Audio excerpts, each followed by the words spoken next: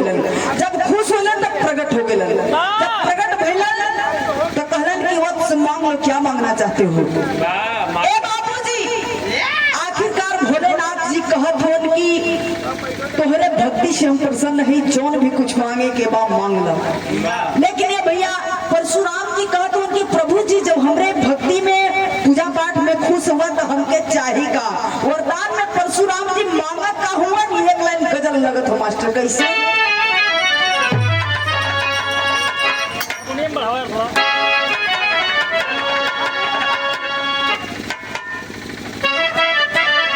बस छोड़ दो।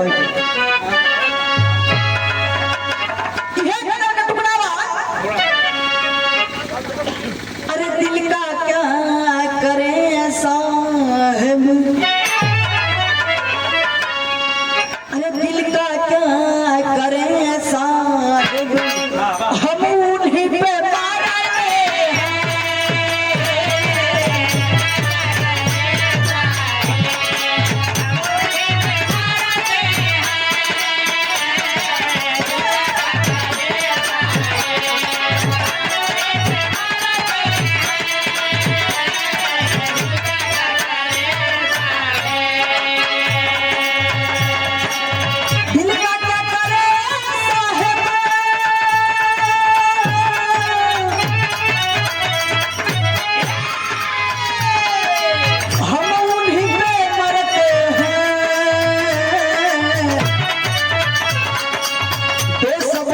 इतना है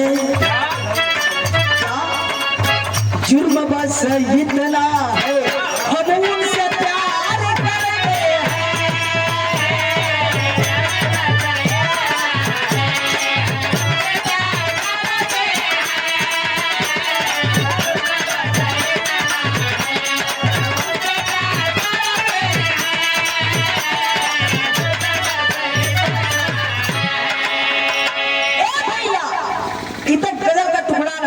लेकिन मास्टर साहब भाव का लाइन देते हुए कैसे आप लोग गौर करो, ये कहानी शीशा की तरह झलक जाएगी। गौर करो कैसे?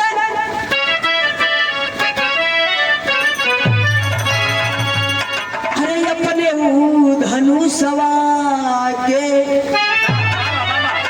अरे अपने धनुषवा के, अरे बेदावा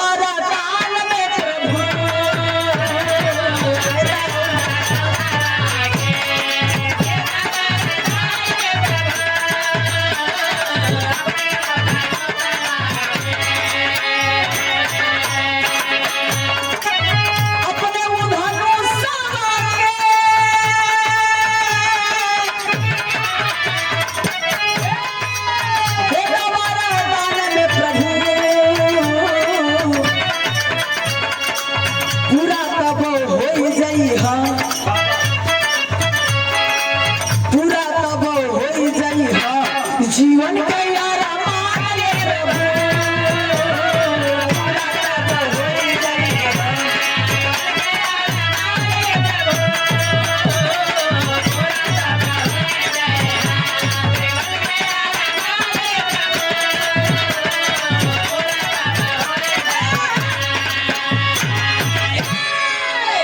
भैया परशुराम जी कहते हैं कि प्रभु जी जब हमरे भक्ति में खुश हुआ तो हमके धनुष दे दो। ए भैया भोलेनाथ जी कहत हुन कि वत्स इस धनुष को तो मैं जरूर दे दूंगा, लेकिन एक शर्त है। नजम की लाइन में लिखल गया कैसे?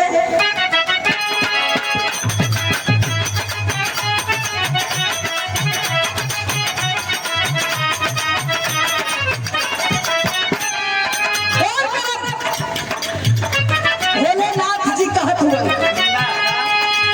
और देत हुन दिए धनुष साथ शर्त मन लगाए सुनो,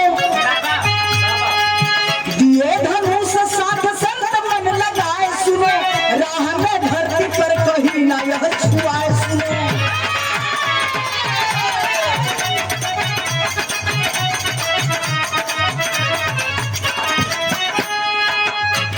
भोलेनाथ जी कहत हुन कि वत्स इस धनुष को मैं दे रहा हूँ, लेकिन इस धनुष को यहाँ से उठाओगे और बीच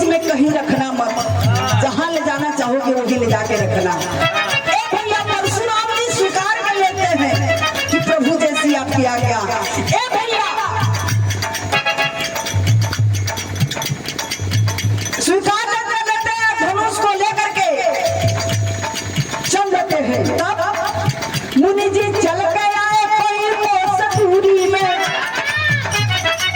मुनि जी चल के आए कोई कोस दूरी में, मुनि जी पहुंचे आके नगरी जनकपुरी में।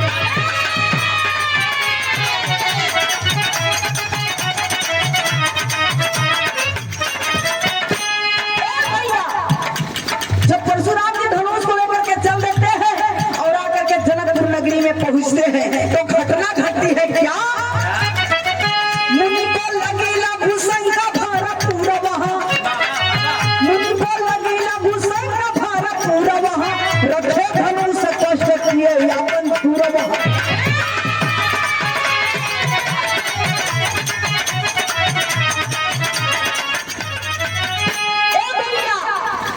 सब चीज का भार सहा जा, लेकिन लघु शंका का भार यही से भोलेनाथ कहे लगा कि बीच में कहीं रख देगा तो उठबे ना करी। कहा तो परशुराम जी के अगर जीव बचल रही तो फिर मौका मिली। धनुषवा के जनकपुर नगरी में रख के फ्रेश हो गई, फ्रेश होकर अब धनुष के पास जाते हुए धनुष उठबा ना गई। हाथ लगा के सारा जोर दी लगाई है, हाथ लगा के सारा जोर दी लगाई है, उठा धनुष नहीं चले मन लगाई है।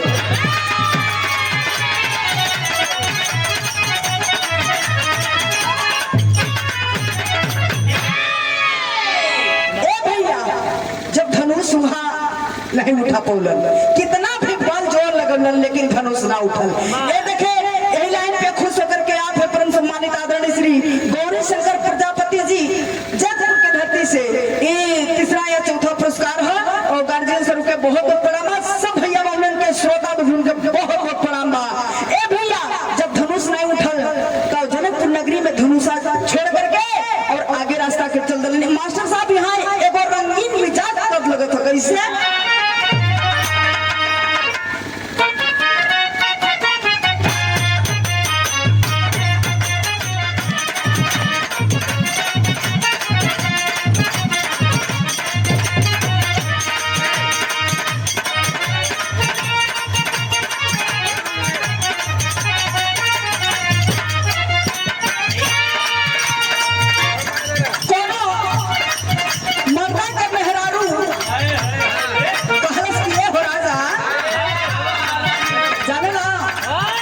मेहरारू जब खुश हो जाली मर्दा पे तो का कहेली?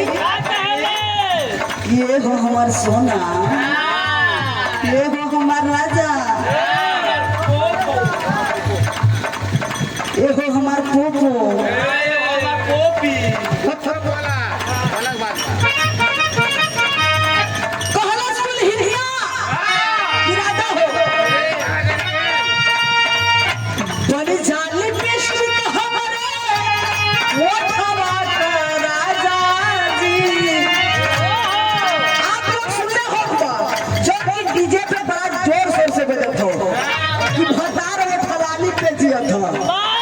तब तो खाना का कोई जरूरत ना हो, लेकिन मेहरुआ काम ना हो कहलस कैसे? बनी जाली कृष्ण हमरे वो खवा के राजा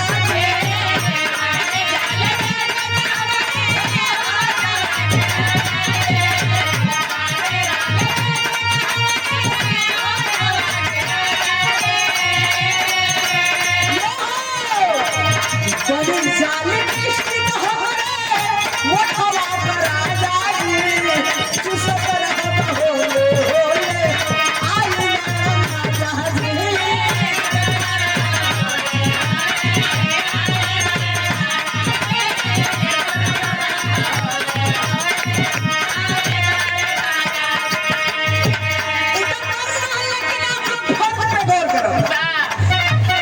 सीता मैया खेलत रहली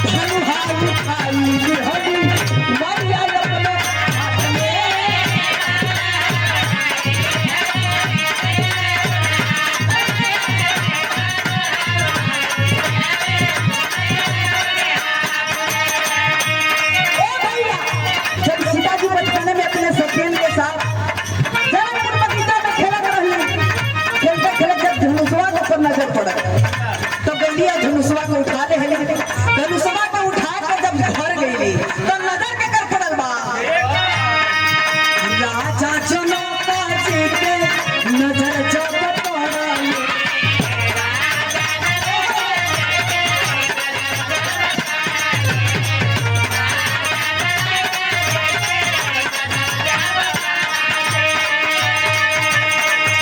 यही सब भूत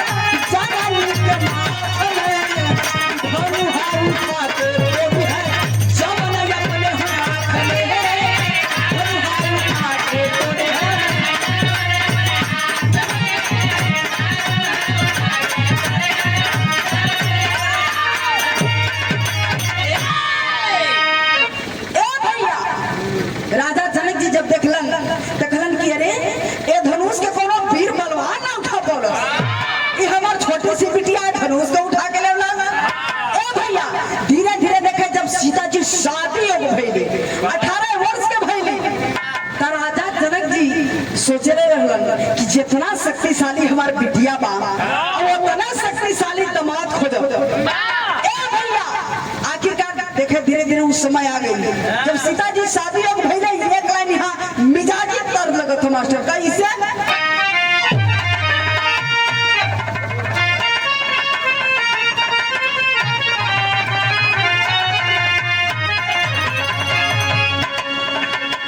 कोनो दुल्हा अपने दुल्हन का बड़ाई कैलस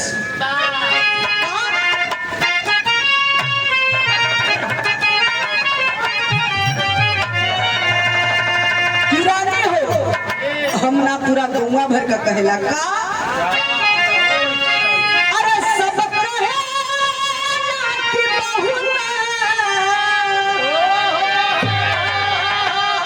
अरे सुघर बाड़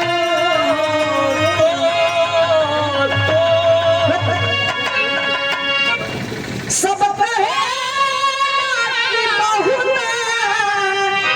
सुघर लागे न कासे ऊपर में तोला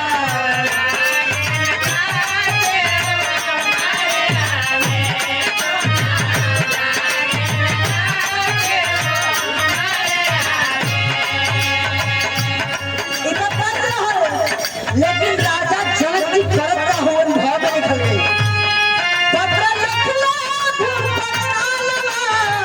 गगनवा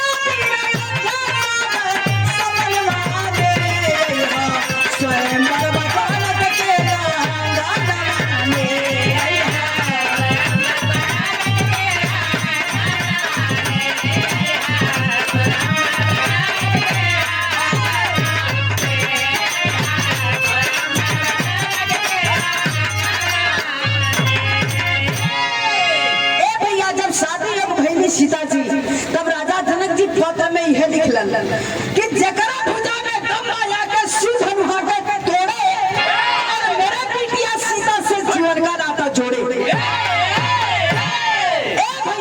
यही लिख करके उत्तर दक्षिण पूर्व पश्चिम आकाश पाताल पूरा भेजवा दे भैया। भेजवावे के बाद वो पत्र के पढ़ के हैसन हैसन गिरे कैसन कैसन यहाँ तक कि बालासुर रावण और ऋषि मुनि गंधर्व और स्वयंवर देखने के लिए साथ साथ गुरु विश्वामित्र के साथ साथ धोती कुर्ता पहिर के राम और लक्ष्मण भी पधारे हुए हैं। गंगा जी के साथ भैया वही समय और राजा जनक के आंगन में अलन और धनुष के पास बड़े बड़े वीर बलवान जात हुए, लेकिन वो धनुष के कोनो हिला ना पावत पुट्टी छुड़िया था, कोनो हिला ना पावत अगल बगल बैठल है उलमोच वाले कितना भी बल लगावत हुआ। कोई धनुष के हिला ना पौलस। उस समय राजा जनक जी के दिल में दुख हो गया और आंख से झरझर झरझर आंसू बहे लगा। तेरी के अंदर कहना बा मास्टर,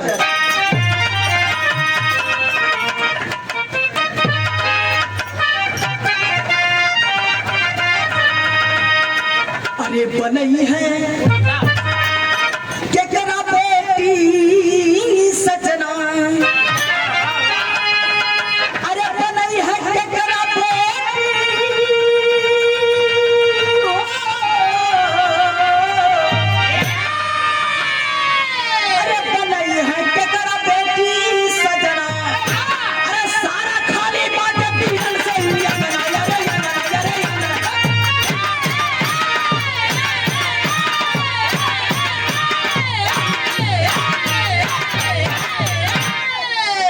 हल्ला तनी कम होगा, बहुत वहाँ वीर गए लेकिन कोई कथा हटा लगल।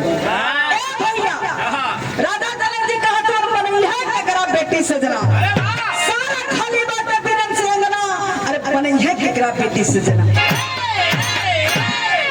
भैया इतना बतिया तो सुनला लक्ष्मण जी हो, जब लक्ष्मण जी सुनले इतना बतिया के क्रोध में खड़ा हो गए, लेकिन हमारे को निजी निशब्द होगा मास्टर।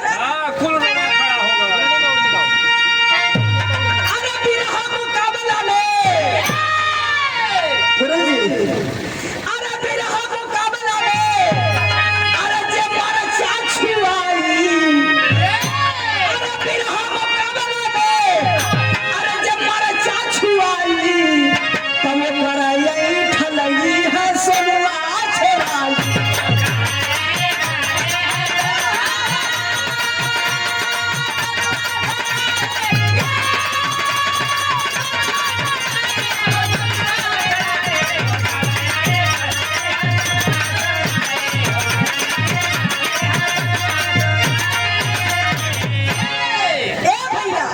लेकिन लक्ष्मण जी गुस्सा में जब खड़ा हो गए कहत हन कि राजा जनक जी, अरे क्रोधवा में लक्ष्मण जी, अरे लक्ष्मण जी क्रोधवा में, अरे कहीं लेके जाई दिलीप प्रजापति, दिलीप प्रजापति। ये देखिए परम सम्मानित आदरणीय श्री दिलीप प्रजापति, ये देखे दिलीप प्रजापति जयपुर के धरती से भैया के कमलों द्वारा ये लाइन पे खुश होकर के 21 रुपए का पुरस्कार भैया के बहुत बहुत प्रणाम। लक्ष्मण के शांत करे बदे हाई। अरे क्रोधवा में लक्ष्मण जी, अरे लक्ष्मण जी क्रोधवा में, अरे कहीं लेके जाई, अरे लक्ष्मण जी क्रोधवा में, अरे कहीं लेके जाई, अरे तोड़ दे हम हो सिंहन सवार उठाई।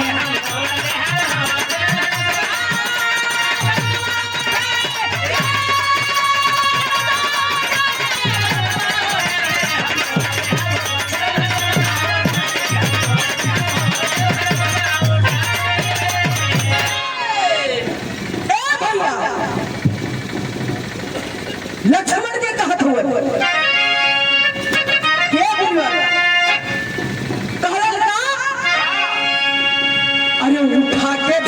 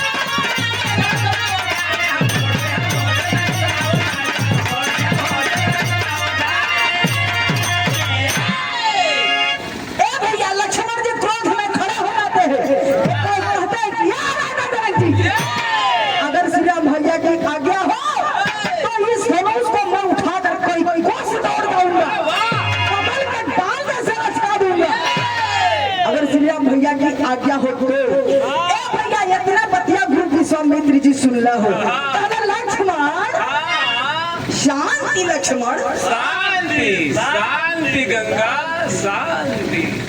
ए भैया कहला लक्ष्मण अपना आसन ग्रहण करो। ए भैया और देखे गुरु विश्वामित्र जी कहत हुन का एक है यहाँ गुरु जी के लिए अपने बहुत रोमांटिक तर्जमा कैसे कैसे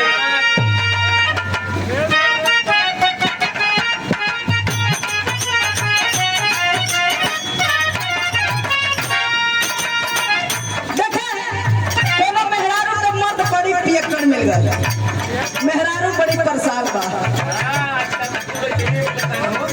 बहुत परेशान बा इतना पीले के जहां तहां गिर जाए का जरूरत बात ना पीला से कभी धाने में तो कहीं कुछुआ में कहीं झाड़ी में न पता कहां कहां गिर जाए। एक दिन इतना पीले कि पूरा कुछुआ लटकिटवा ले गिर के काहे में पहले कोई तो हमें तरफ पिया के जब इतना कुछुआ लटपिटा लेलस ए भैया कुछुआ लटपिटा के जब घरे जात याद ना हो जब घरे जात तब देखे एगो दुअरिया पे मारी भैंस बांधल बाड़ी। अब एगो इतना नशा में है कि वो तो पता ना है कि हमार मेहरारू है कि भैंस हो।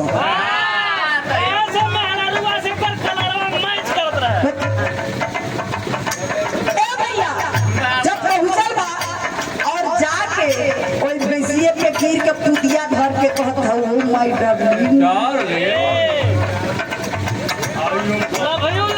तब तक का कैलस भैया आई मोरे सोना तू ही तो हमार जान होला।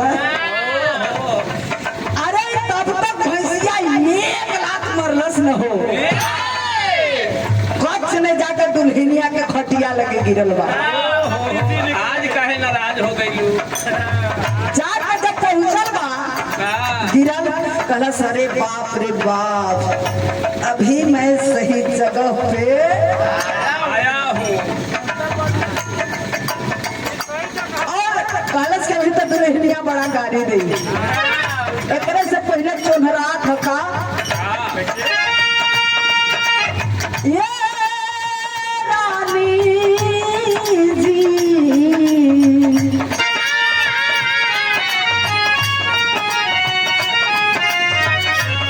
बुझाना हमारे परेशान जी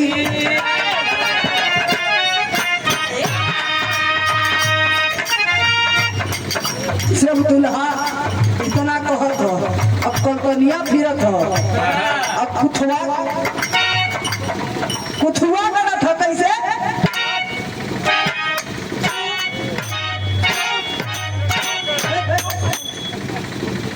कच्छ से गलत है यहाँ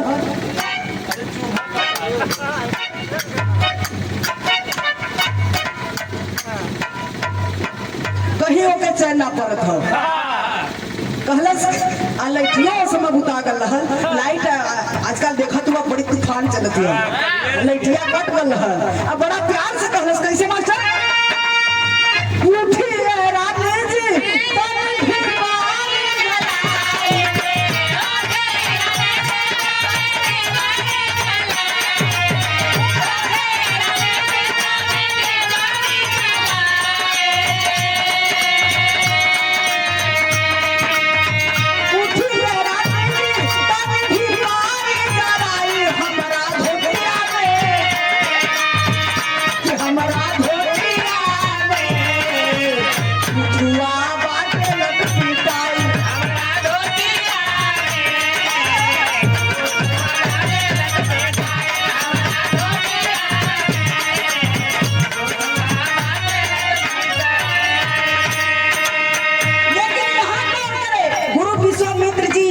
राम को कहते हैं क्या गुरु विश्वामित्र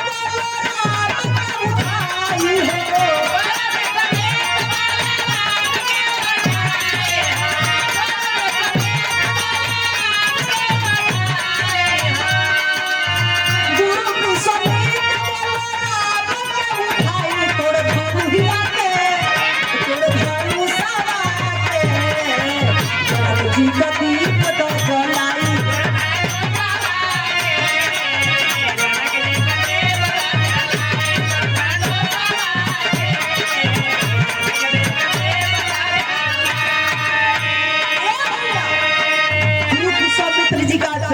के धनुष के पास जाते हैं।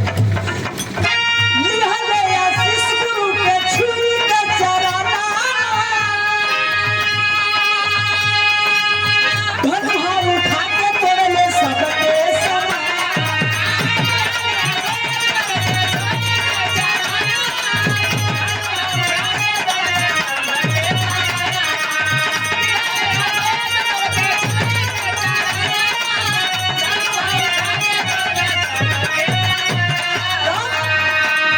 खुश भइले जानत माता सीता के बनाई हो।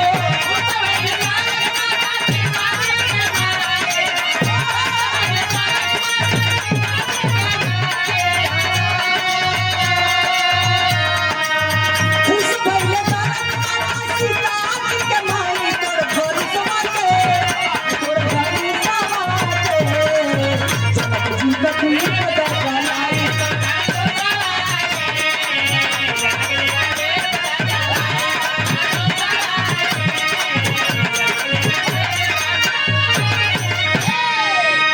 भैया, जब गुरु विश्वामित्र जी का चरण छू करके राम जाते हैं धनुष के पास और धनुष को प्रणाम करके और धनुष का पंची चढ़ाते हैं और पटक से तोड़ देला। भैया, पृथ्वी पर हलचल मच गया, पृथ्वी पर हलचल मच गया ये बाबूजी। वही समय परशुराम जी दौड़े दौड़े दौड़े दौड़े राजा जनक के आंगन में आते हैं और गर्जने लगते हैं। पटना लिखल गया मास्टर कैसे?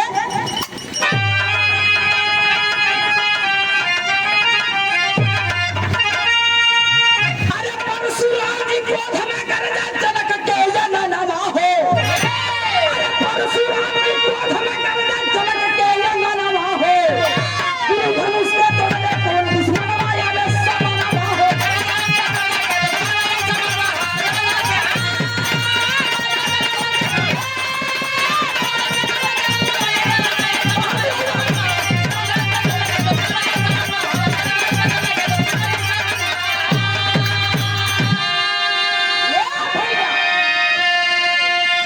जब परशुराम जी राजा जनक के दौड़े दौड़े आंगन में आते हैं और कहने लगते हैं कि मेरे गुरु का धनुष किसने तोड़ा?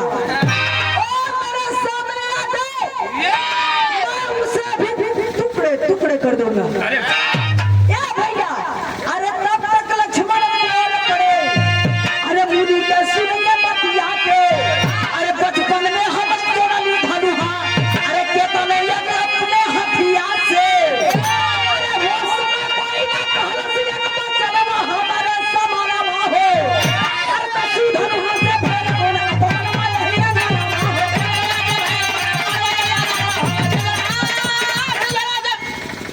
नमक हो गया रामचंद्र भैया, जब परशुराम जी दौड़े दौड़े राजा जनक के आंगन में आते हैं, कहते हैं कि मेरे गुरु का धनुष किसने तोड़ा? मेरे सामने आ जाए, मैं उसे भी टुकड़े टुकड़े कर दूंगा। चली सुना। ए भैया, आखिरकार जब परशुराम जी इतना गर्जे लगने बतिया बोले लगलन, अरे वाह! लक्ष्मण कहलन कि ए मुनिवर, ऐसा ऐसा धनुष हम लोग बचपन में बहुत से तोड़ ले हैं, लेकिन वो समय तो कोई ना कहलस। ई पुरनका धनुषो हमार भैया तोड़ देता तो के इतना गुस्सा आया बता। ए भैया, इतना बतिया तो परशुराम जी सुन ले हो। सोचत हवन कि एको छोटका वाला जवन हो, कि इतना तीत बोलत हो कि हमका तो बर्दाश्त ना होता। आ एगो जब बड़का है तो इतना मिठाई लेखा बोलत हो। जैसा रसगुल्ला सबने में धोखा मुंह में डाल दे हो। ए भैया, आखिरकार ई बतिया परशुराम जी सोचत हवन आल्हा में कहना बा मास्टर कैसे?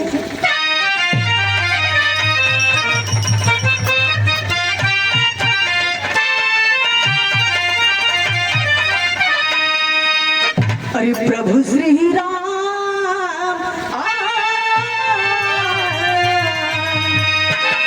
अरे प्रभु श्री राम बोला, अरे मधुरी बचनिया ये भैया। दंडा दे दा मुनिवर, हम पे बाटे स्वीकार।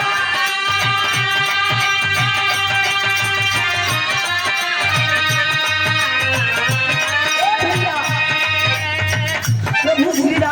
मीठा मीठा बोलत हुआ कि मुनिवर जौन भी गलती भइल बा हमसे भइल बा, जौन भी कुछ देवे के तन बा हमके दे दी। लगवले ध्यान मुनिवर गुरु के चरनिया ये भैया,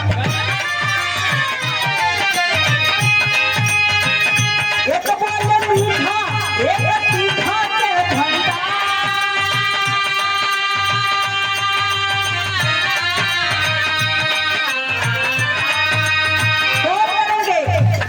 जब अपने गुरु के चरण में ध्यान लगाते हैं परशुराम जी, देखते हैं तो लक्ष्मण नाथ प्रभु राम विष्णु अवतार। कैसे भैया जानकारी माफी मांग लगल भैया, जवन सापट हली ऊ सब हम पे लगल।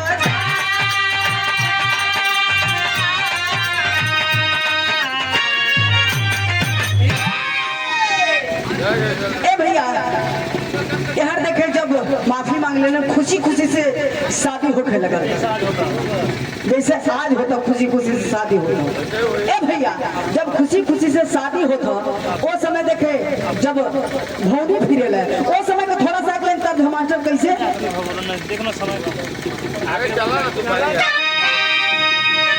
अरे बबुआ हो बबुआ हो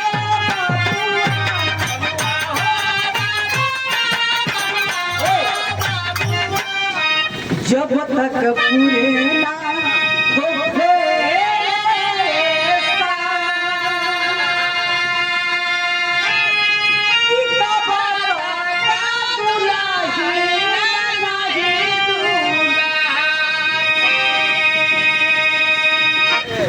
भैया, लेकिन जब सिंदूर दान होला तब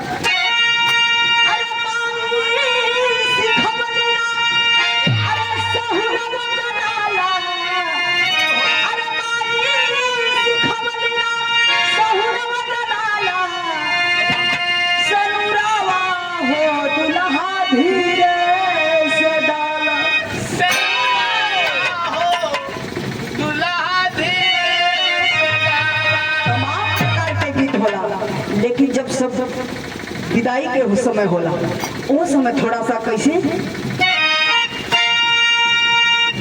अरे भाई भौजाई बाबू माई सब छुड़ा,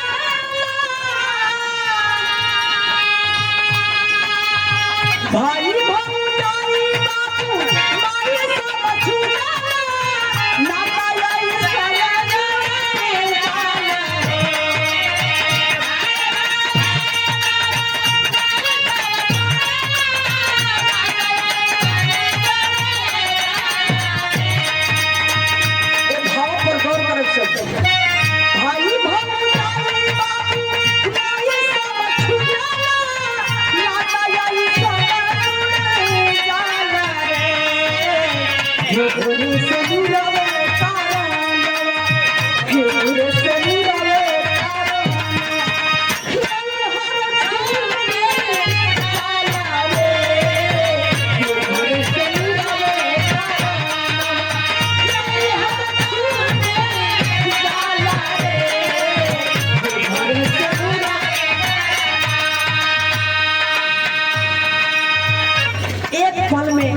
खाली एक शेनूर के कारण माई बाबू भाई भौजाई सब छूट जाए। लेकिन यह देखे जब राम यहाँ से विदाई करके ले जाते हैं कहा खड़ी में कहना बा अरे खुशी से भाई में शादी तब वही भाई श्री राम के जनक के पगरी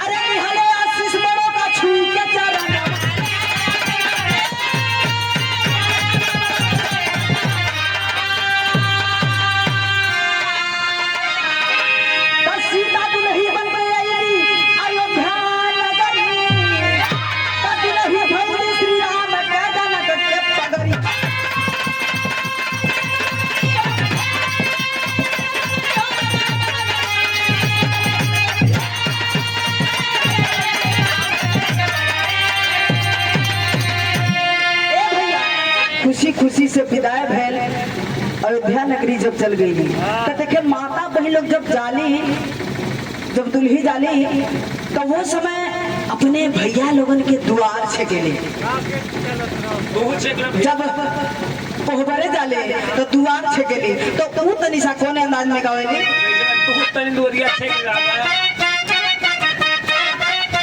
यह कहे नाले बदस भैया नाले बत्तीस भैया 100 का नोट भैया 500 और का बेले दूध खाई की गाय ले बजोहरे की घोड़ा ले तब तेरा घर में